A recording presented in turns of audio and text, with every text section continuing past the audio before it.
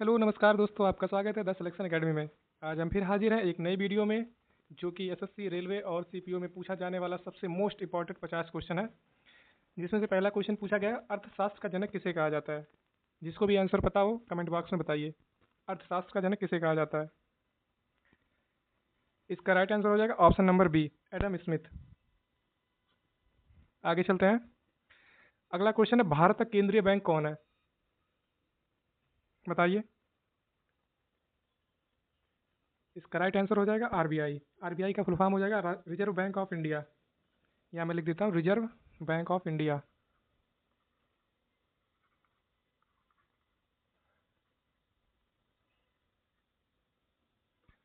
आगे चलते हैं। जीडीपी का फुल फॉर्म बताइए आप लोग, क्या है जीडीपी का फुल फॉर्म, क्या है। इसका राइट आंसर हो जाएगा option number C, gross domestic product. आगे चलते हैं। अगला क्वेश्चन पूछा गया है, भारत में मुद्रा जारी करने का अधिकार किसके पास है। भारत में मुद्रा जारी करने का अधिकार किसके पास है, बताइए आप लोग। इसका राइट आंसर हो जाएगा ऑप्शन नंबर सी, भारतीय रिजर्व बैंक। फिर अगला क्वेश्चन पूछा गया, मुद्रास्फीति का अर्थ क्या है। मुद्रास्फीति का अर्थ क्या है, बताइए आप लोग। इसका राइट आंसर हो जाएगा वस्तुओं की कीमतों में वृद्धि, ऑप्शन नंबर ए। आगे चलते हैं। अगला क्वेश्चन पूछा गया, जीएसटी पूरे भारत में कब लागू हुआ था। जीएसटी पूरे भारत में कब लागू हुआ था, बताइए आप लोग। इसका राइट आंसर हो जाएगा ऑप्शन नंबर सी, 1 जुलाई 2017 को। आगे चलते हैं। अगला क्वेश्चन है, भारत में 1 रुपये का नोट कौन जारी करता है। भारत में 1 रुपये का नोट कौन जारी करता है। इसका जो राइट आंसर हो जाएगा, वित्त मंत्रालय। आगे चलते हैं। अगला क्वेश्चन पूछा गया, रेपो रेट कौन निर्धारित करता है। रेपो रेट कौन निर्धारित करता है, बताइए आप लोग। इसका राइट आंसर हो जाएगा ऑप्शन नंबर ए, आरबीआई। आरबीआई का फुल फॉर्म हमने आपको बताया ही पहले ही। आगे चलते हैं। भारत में योजना आयोग के स्थान पर किस संस्था का गठन किया गया। अगला क्वेश्चन पूछा गया है, भारत में योजना आयोग के स्थान पर किस संस्था का गठन किया गया। इसका राष्ट्रीय इसका जो आंसर हो जाएगा, नीति आयोग हो जाएगा, ऑप्शन नंबर बी। आगे चलते हैं। अगला क्वेश्चन पूछा गया, भारत की अर्थव्यवस्था में सबसे अधिक योगदान किस क्षेत्र का है। भारत की अर्थव्यवस्था में सबसे अधिक योगदान किस क्षेत्र का है, बताइए।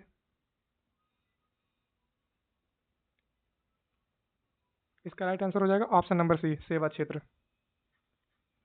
आगे चलते हैं। अगला क्वेश्चन फिर पूछा गया कि भारत में राष्ट्रीय आय का अनुमान किस संस्था द्वारा लगाया जाता है।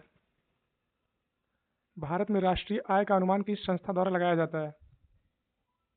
इसका राइट आंसर हो जाएगा एनएसओ द्वारा, ऑप्शन नंबर बी। आगे चलते हैं। अगला क्वेश्चन दिया गया है, भारत में बैंकों का बैंक किसे कहा जाता है। भारत में बैंकों का बैंक किसे कहा जाता है। इसका राइट आंसर हो जाएगा ऑप्शन नंबर बी, आरबीआई। आगे चलते हैं। अगला क्वेश्चन पूछा गया, एसएलआर का पूर्ण रूप क्या है। अगला क्वेश्चन, एसएलआर का फुल फॉर्म क्या होगा, बताइए आप लोग। इसका राइट आंसर हो जाएगा ऑप्शन नंबर बी। आगे चलते हैं। अगला क्वेश्चन पूछा गया है, सीआरआर का पूरा नाम क्या है। सीआरआर का फुल फॉर्म पूछा गया, आप लोगों से बताइए। जिसको भी पता है कमेंट बॉक्स में बताइए।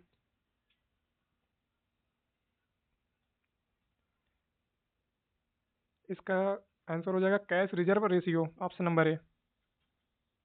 आगे चलते हैं। अगला क्वेश्चन दिया गया है, भारत में पहला पंचवर्षीय योजना काल कौन सा है, बताइए आप लोग। भारत में पहला पंचवर्षीय योजना काल कौन सा था। इसका राइट आंसर हो जाएगा ऑप्शन नंबर सी, 1951 से लेकर 1956, ये पहला पंचवर्षीय योजना था। आगे चलते हैं।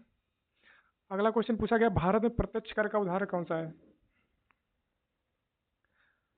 अगला क्वेश्चन पूछा गया है, भारत में प्रत्यक्ष कर का उदाहरण कौन सा है। इसका राइट आंसर हो जाएगा ऑप्शन नंबर सी, आयकर। आगे चलते हैं। अगला क्वेश्चन पूछा गया, निम्नलिखित में से कौन सा अप्रत्यक्ष कर है। बताइए आप लोग कि निम्नलिखित में से कौन सा अप्रत्यक्ष कर है। इसका राइट आंसर हो जाएगा जीएसटी। आगे चलते हैं। अगला क्वेश्चन पूछा गया, भारत में नोटबंदी की घोषणा किस वर्ष की गई थी? इसका राइट आंसर हो जाएगा ऑप्शन नंबर सी, 2016 में। आगे चलते हैं। अगला क्वेश्चन पूछा गया, भारत में मौद्रिक नीति किसके द्वारा संचालित की जाती है? भारत में मौद्रिक नीति किसके द्वारा संचालित की जाती है? इसका राइट आंसर हो जाएगा ऑप्शन नंबर बी, आरबीआई के द्वारा। आगे चलते हैं। अगला क्वेश्चन पूछा गया, भारत की आर्थिक राजधानी किसे कहा जाता है? भारत की जो आर्थिक राजधानी उसे किसे कहा जाता है? इसका राइट आंसर हो जाएगा मुंबई को, ना कि दिल्ली। दिल्ली तो राजधानी है, लेकिन जो आर्थिक राजधानी हो जाएगी मुंबई हो जाएगी। आगे चलते हैं। अगला क्वेश्चन पूछा गया, भारतीय प्रतिभूति एवं विनिमय बोर्ड की स्थापना किस वर्ष हुई थी? इसका राइट आंसर हो जाएगा ऑप्शन नंबर बी, 1992 में। अगला क्वेश्चन पूछा गया है, भारत में हरित क्रांति का मुख्य उद्देश्य क्या था? अगला क्वेश्चन है कि भारत में हरित क्रांति का मुख्य उद्देश्य क्या था? इसका राइट आंसर हो जाएगा ऑप्शन नंबर बी, खाद्यान्न उत्पादन बढ़ाना। आगे चलते हैं।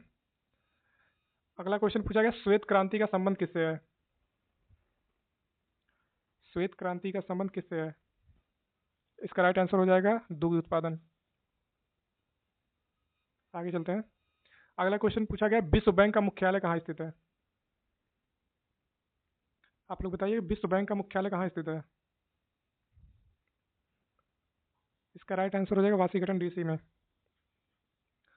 आगे चलते हैं। अगला क्वेश्चन पूछा गया, अंतर्राष्ट्रीय मुद्रा कोष यानी आईएमएफ का मुख्यालय कहाँ स्थित है? इसका राइट आंसर हो जाएगा option number C, Washington DC में। आगे चलते हैं। अगला क्वेश्चन पूछा गया इसी में, भारत में उदारीकरण की शुरुआत किस वर्ष हुई? भारत में उदारीकरण की शुरुआत किस वर्ष हुई? इसका राइट आंसर हो जाएगा ऑप्शन नंबर बी, 1991 में। आगे चलते हैं। अगला क्वेश्चन पूछा गया, प्रति व्यक्ति आय ज्ञात करने के लिए किसका भाग किया जाता है? मतलब पर कैपिटा इनकम निकालने के लिए किससे भाग किया जाता है, आप लोग बताइएगा। इसका राइट आंसर हो जाएगा राष्ट्रीय आय का भाग किया जाता है जनसंख्या से। ऑप्शन नंबर बी सही हो जाएगा। आगे चलते हैं। अगला क्वेश्चन पूछा गया, भारत में मुद्रा योजना मुख्य रूप से किसके लिए शुरू की गई थी? भारत में मुद्रा योजना मुख्य रूप से किसके लिए शुरू की गई थी?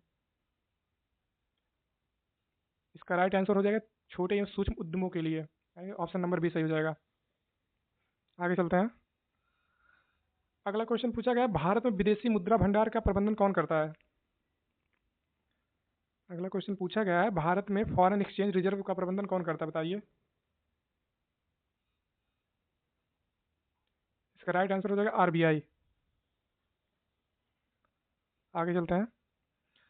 अगला क्वेश्चन पूछा गया, निम्नलिखित में से कौन सा विकास बैंक है? निम्नलिखित में से कौन सा विकास बैंक है, बताइए आप लोग। इसका राइट आंसर हो जाएगा ऑप्शन नंबर सी, नाबार्ड। आगे चलते हैं। अगला क्वेश्चन पूछा गया, राष्ट्रीय आय में क्या शामिल होता है? जो नेशनल इनकम होता है उसमें क्या शामिल होता है, बताइएगा आप लोग।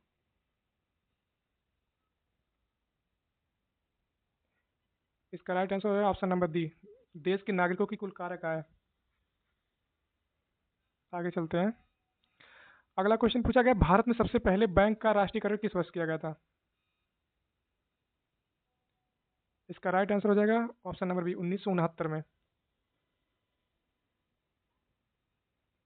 अगला क्वेश्चन है, ब्लू रिवोल्यूशन का संबंध किससे है?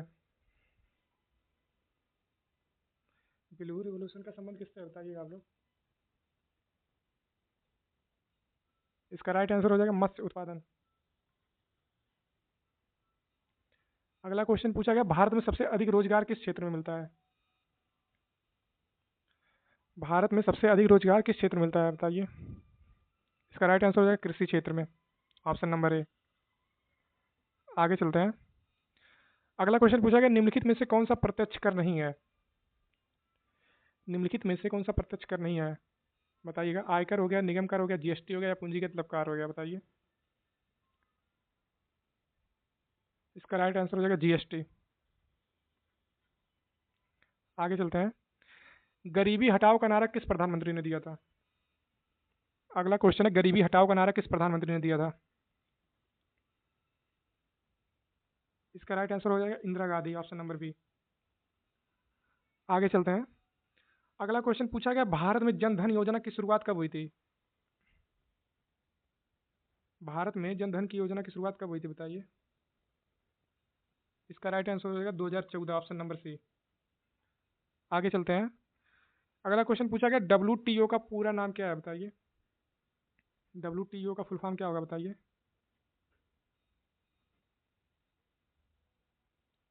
इसका राइट आंसर हो जाएगा option number A, World Trade Organization. आगे चलते हैं। अगला क्वेश्चन पूछा गया, भारतीय रिजर्व बैंक का राष्ट्रीयकरण कब हुआ था? अगला क्वेश्चन पूछा गया, भारतीय रिजर्व बैंक का राष्ट्रीयकरण कब हुआ था? इसका राइट आंसर हो जाएगा ऑप्शन नंबर बी, 1949 में। आगे चलते हैं। अगला क्वेश्चन पूछा गया, निम्नलिखित में से कौन सा बैंकिंग लोकपाल योजना से संबंधित है?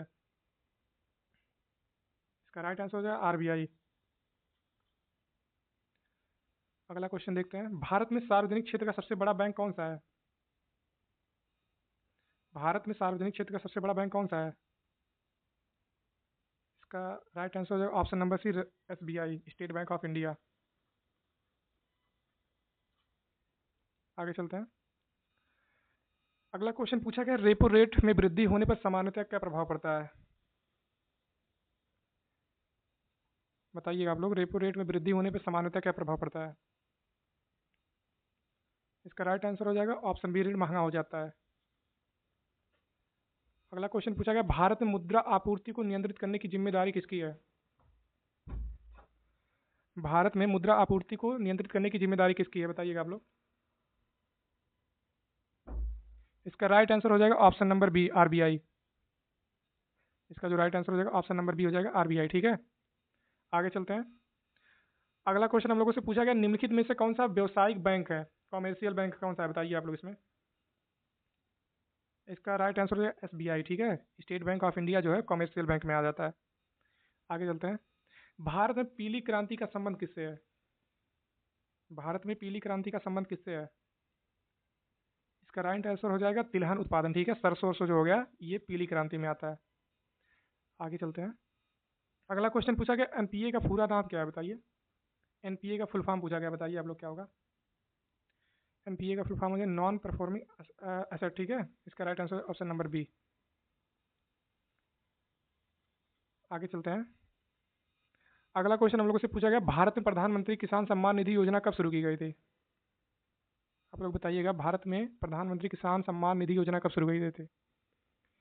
इसका राइट आंसर हो जाएगा ऑप्शन नंबर डी, 2019 में प्रधानमंत्री नरेंद्र मोदी के शुरू किया गया था।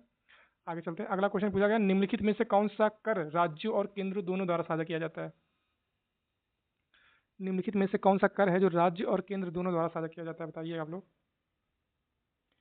इसका राइट आंसर हो जाएगा जीएसटी, और जीएसटी का जो फुल फॉर्म हो जाएगा गुड्स सर्विस टैक्स, याद रखिएगा आप लोग। आगे चलते हैं। अगला क्वेश्चन पूछा गया, यूपीआई का विकास किस संस्था द्वारा किया जाता है, या किस संस्था ने किया है? इसका जो राइट आंसर हो जाएगा एनपीसीआई हो जाएगा, ठीक है। एनपीसीआई द्वारा किया गया, ठीक है। अगला क्वेश्चन है कि भारत में आर्थिक सुधारों की शुरुआत किस प्रधानमंत्री के कार्यकाल में हुई थी? आप लोग इसको बताइएगा।